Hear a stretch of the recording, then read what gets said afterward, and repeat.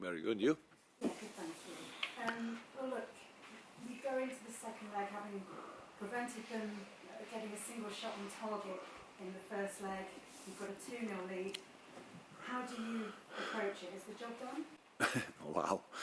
When I was younger, I would have been really angry now, only because of the question. So no, of course not. We know that it's half time. In the best possible way, you ignore the result from the first game. If that would be a cup game with only one game, and it would be decided, and we have to go to Villarreal, we would try to win there. That's what we want to try there, knowing that they will go with all they have. That's absolutely clear.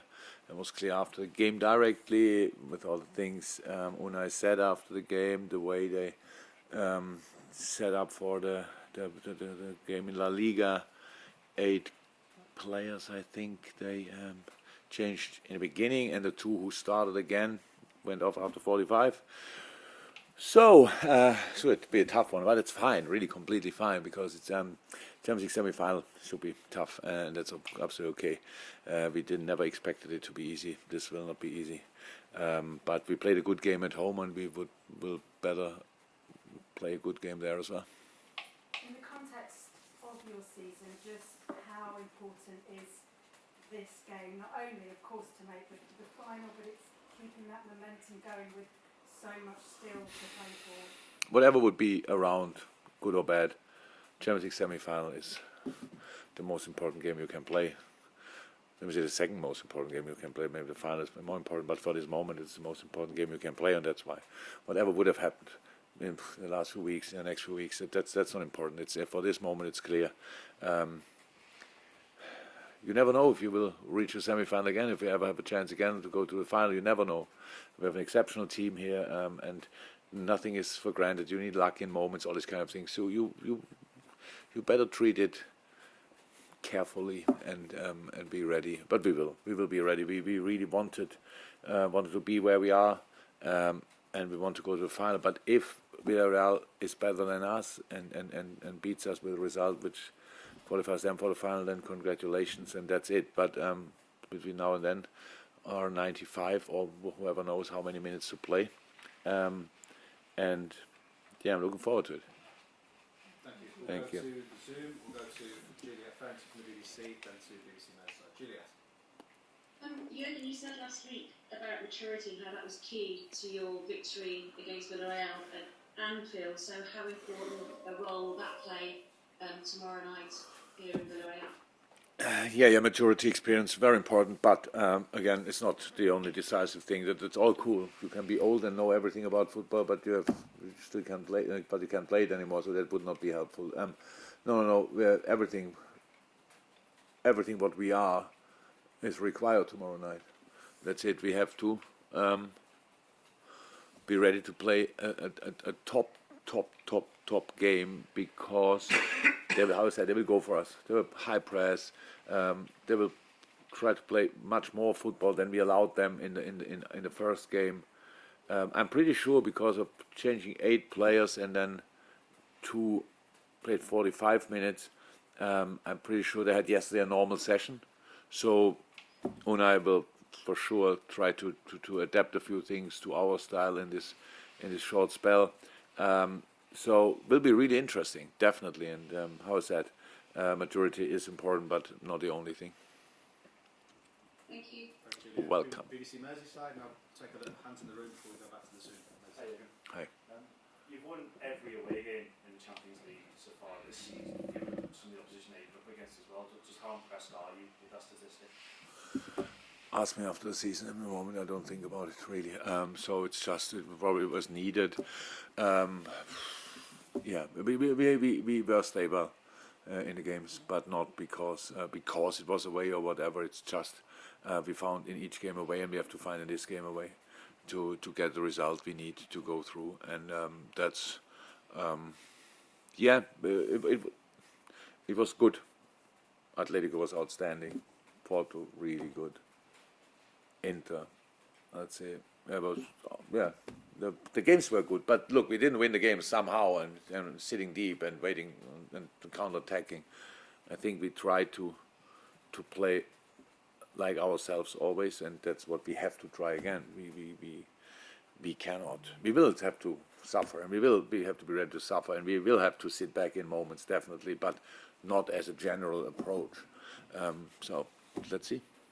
I just wanted to ask you about Naby Keita as well. At times during his Liverpool career, it's been a little bit stop-start for him with injuries, but he's had on a really good run of being available, and his performance has been really good as well. Just how good an option is Naby Keita?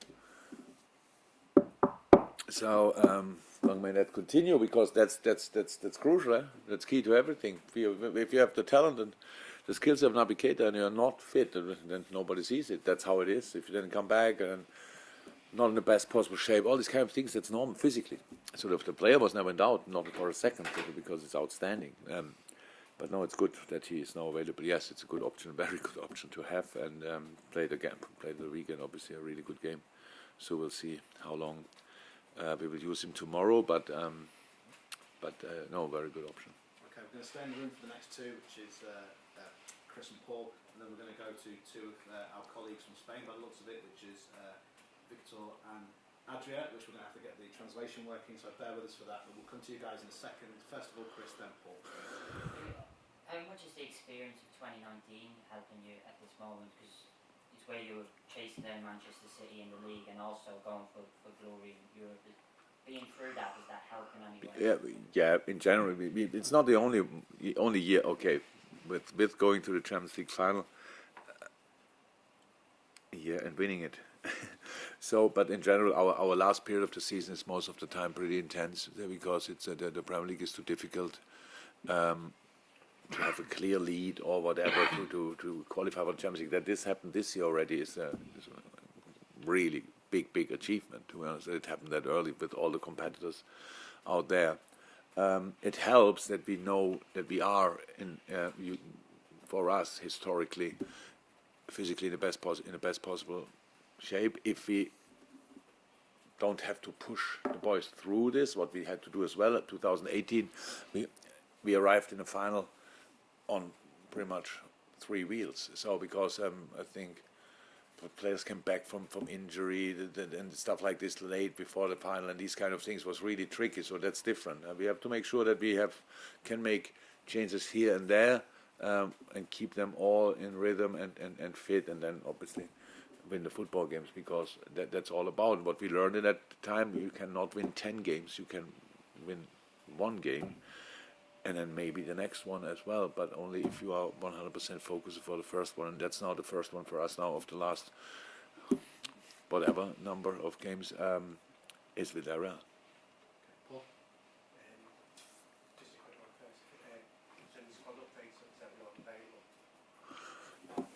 on Bob is now running, so it's good. Again, it's really, I said it's nothing serious. It is not serious. Very painful little strain here on the middle foot bone. That's at least the German, how to say in Germany. So it's very painful each step. But he was running today again. Will travel with us, but will not be involved in the squad yet. But we hope rather sooner than later. Then we had the issues with what is that, stomach bug or whatever? And they are all back. So I think that's it. No concerns. Last week, Emily said after the game, Liverpool will suffer more, and you used the word suffer as well earlier. I think in 2022, you've been behind for only 69 minutes in games in the whole of 2022. So while there is, so for example, say at Man City in the first half, you did suffer, but you found a way of coming back and getting a result in that. So even though there will be difficult moments tomorrow, you must have a great sense that this team can come through what's asked of them, the challenges that they'll face. I do. But the thing with all these things during the season, obviously in the situation we are, it's clear we must have done something right in the last few weeks and months. That's clear. But the problem in our job is everything perfect until this moment. I'm sitting here, and the next game we start on the wrong foot or whatever, and all of a sudden the game gets a difficult or a different dynamic and all these kind of things. And now, so it's good to know, and it gives it's more a feeling inside. It's not that we are flying constantly and high five here and there, but we know we are in a good moment. That's true. But if you now go the other way around, what would you do if you lost the game 2-0 away? Maybe not happy with your performance, knowing you can do better with your own crowd in the back. Why should I think about what we did in the past? My only concern is what we do tomorrow night. So, and we have to be ready to suffer. It's not being go down or whatever. That can happen in all football games. I'm not thinking about that. Giving the game the right direction. So let's think they have the first shot on target or whatever, or and these kind of things. Crowd goes up. Each challenge, crowd is there. That's how it is. So that's how it is. But actually, a good example was Newcastle now, because the crowd was obviously very passionate as well. But we didn't let it happen, which was the biggest quality of this game. It was now not a show of football brilliance or whatever. We had our moments. We of course could have scored more goals, but how clear cut we just the performance was. That was incredible, and that's what we have to be. Yes, emotional. Yes, being there, really ready to play the best game ever. But knowing it will not just happen in all moments. We want to press here and there, but the outplay still can happen. So then suffering doesn't mean you suffer for long. It means you suffer and react, and that's what we have to do. Okay, guys, we're going to try and go to the Zoom. It doesn't always work, so we'll go to Victor first of all. Victor, if you'd like to ask Mr. Klopp, and hopefully the translation will work. We'll pick this up. Sí, has jugado 7 partidos de eliminatoria en España, ninguno lo has ganado, únicamente un empate contra el Málaga, que quizás era el rival más flojo. ¿Te preocupa este dato para mañana?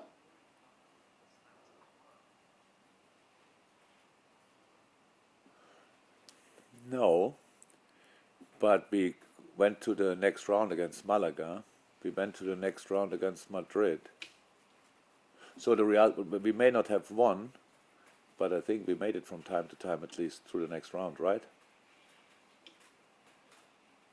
How often did I get knocked out? Did I get knocked out against Spanish teams? Do you have that number as well? Thank you very much. I don't know it as well, but no, I don't. I don't believe in these kind of things. So let's see. We will try to get a result which brings us to the next round. And if Villarreal will be better than us, then well deserved, and then they go to the final. That's how football should be. Thank you, Victor. And then we'll go to the final question of this before Trent Alexander-Arnold's coming in. For those of you on the Zoom as well, if you please stay on and put your hand up for questions for Trent, we'll take those. But we finished this part of the press conference with Adria. Oh, you seem to... Oh, yes. Fire away. ¿Qué? Yes, sir. Quería preguntarle por Thiago, que con el Liverpool está volviendo a su mejor nivel, como estuvo en el Bayern, y sin embargo con España no está dejando grandes actuaciones y de hecho es muy posible que no vaya al Mundial. Yo quería preguntarle cuál cree que es la diferencia entre esa diferencia de rendimiento entre el club y la selección.